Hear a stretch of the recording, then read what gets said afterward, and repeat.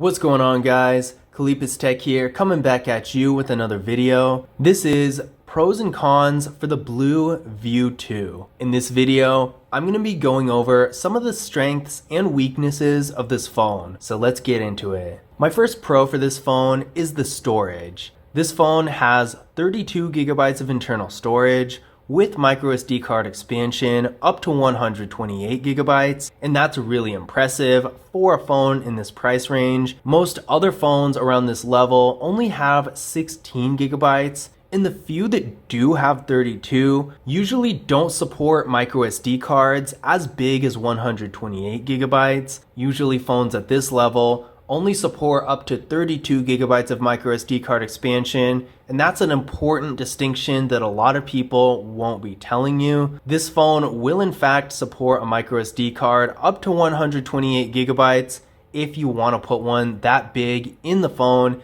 if you're more of a power user but still want to stay in the same range as this phone, then this is definitely a doable compromise. With that much storage for your photos and videos on a microSD card and 32 gigabytes of internal storage, give or take around 7 for the system, you're going to have plenty of room on this phone for apps. It's really impressive, so whether you're a casual user and don't really have that much stuff on your phone, or you're more of a power user and have a lot of photos and videos, you'll do fine with this phone's storage either way. My next pro for this phone is that it has a headphone jack.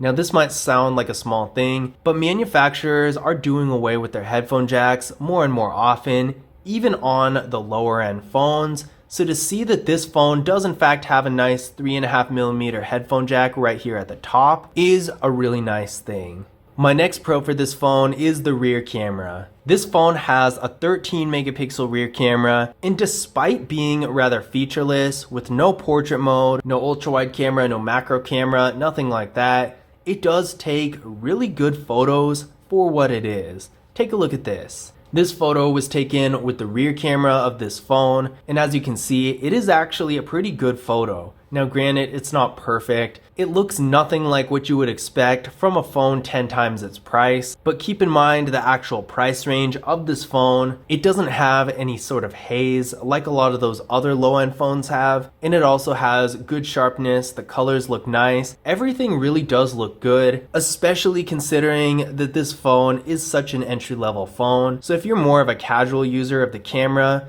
who doesn't need a whole lot of features, but still does value an occasional nice looking photo here and there, the camera of the BLU View 2 is going to fit your needs perfectly fine. My next pro for this phone is that it has USB-C. As you can see here, we got a USB-C port at the bottom of the phone. Now I was honestly expecting micro USB, so I was pleasantly surprised to see that this phone has USB-C. And the reason this is good is because a lot of lower end phones only have micro USB, which isn't as good as USB-C. So as with the storage and many other aspects of this phone, it does have a little bit of an edge over lots of phones in its price range. My final pro for this phone is the processor. This phone has 2 gigabytes of RAM with the MediaTek Helio A22 processor. I ran a Geekbench 5 benchmark test on the phone, and it came back with a single core score of 144 and a multi-core score of 510. Now, in and of itself, this might not seem like a lot, but keep in mind, once again, this is a super entry-level phone, and most phones in this price range are nowhere near this. Sometimes they can be as low as the 300s, and I'm talking low 300s, like 310. Some of them are around this level. The Samsung Galaxy A02, I think, is around this, but that phone is actually around triple the price of this phone. And if I can remember right, this phone actually has a tiny bit more processing power than the Samsung Galaxy A02. So that just goes to show, for its relative price range, it's actually really good. And I personally have had no performance issues during my time using this phone. If you're expecting really high performance that you would get from a more high-end phone, you're gonna be disappointed. That's just a given. But if you're just using your phone for everyday activities like sending text messages, making calls, light web and social media browsing, and that sort of thing, this phone is going to give you a really good experience.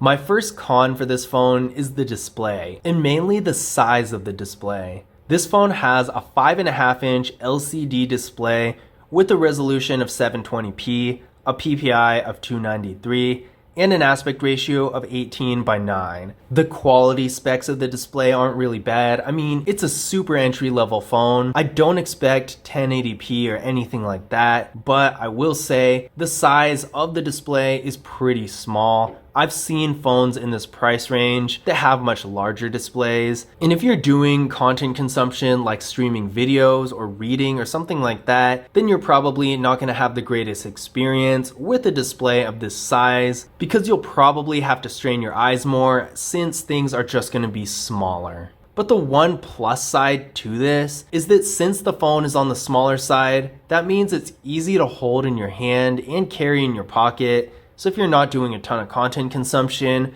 I guess this could be a good thing. My next con for this phone is the device security. This phone has no fingerprint scanner and no face unlock, so you have to choose one of the more old-fashioned screen locks, like a pattern, password, PIN, or nothing, which is pretty annoying. I don't like having to type things to unlock my phone. And nowadays, a fingerprint scanner or face unlock, those features are so common that it's more of an expectation that any smartphone in 2021 has them. And honestly, even at this entry level, for every phone that doesn't have either face unlock or a fingerprint scanner, there are going to be 2 more that do, so it's a huge drawback. My next con for this phone is that there's no portrait mode on the camera. Although the camera takes good pictures, and I understand that it is a super entry level phone, so you can't expect nice features with a phone like this. Portrait mode is such a common feature. I've seen it in the lowest quality phones out there, so the fact that this phone doesn't have portrait mode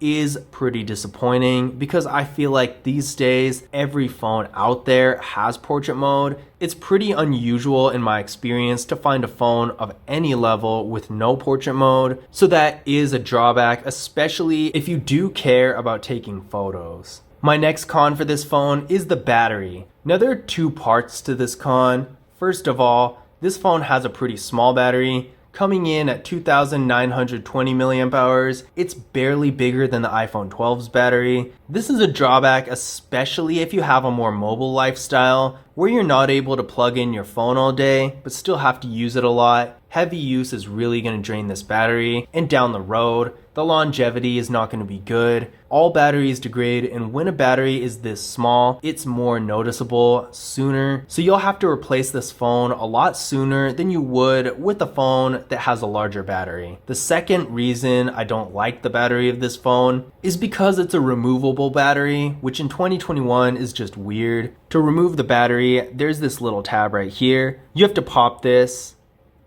and the back literally disconnects from the rest of the phone, and that will reveal the battery. Now I will give them this. The battery does look kind of cool in and of itself, but the design is just not good. Having moving parts like this make the design more prone to damage and just makes it feel so much lower quality. And this is also how you get into the micro SD card, which is also just weird. If this were 2011 or 2012 or something like that, this would just be normal. But nowadays, in 2021, phones just don't have this type of design, and there's a good reason for that. Now, speaking of design flaws, my final con for this phone is the buttons. There's nothing wrong with these buttons on the surface. They look fine and they seem to function well, but they feel so flimsy and are actually a little bit difficult to press, to the point where sometimes when I try to take a screenshot with the phone, it actually doesn't work because the buttons won't easily press at the same time. So I really don't like that about this phone. It's not the end of the world, they're still usable, but they feel so cheap. And it gives me the feeling that they're just gonna break within a few months, which is not something I want when I'm looking for a new phone.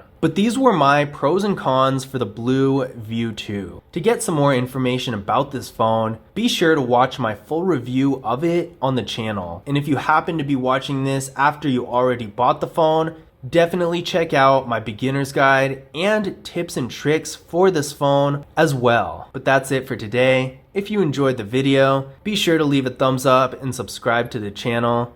And as always, I will see you in the next video.